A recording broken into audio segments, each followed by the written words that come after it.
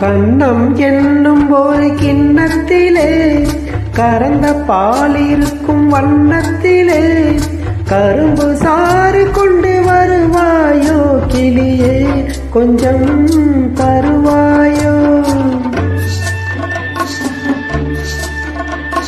கண்ணம் என்னும் ஒரு கிண்ணத்திலே கறந்த பால் இருக்கும் வண்ணத்திலே கரும்பு சாறு கொண்டு வருவாயோ கிளியே, கொஞ்சம் தருவாயோ?